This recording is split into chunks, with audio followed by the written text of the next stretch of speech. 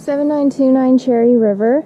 So pretty much everything was completed, just some items needed to be removed and last minute janitorial, just making the property really pretty and presentable. So I just changed some of the locks on the front door, and the property manager is going to be here in a few minutes to complete that.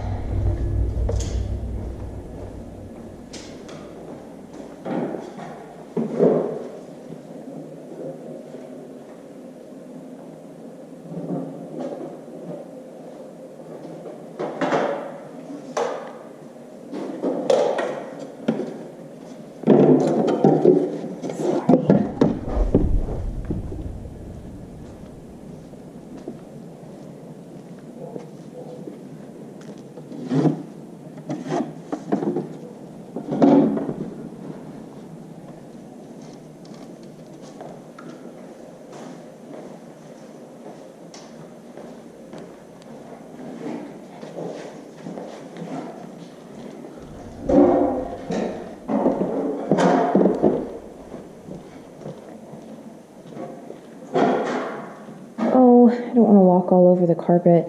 They just vacuumed, but yep, the property is looking very, very nice.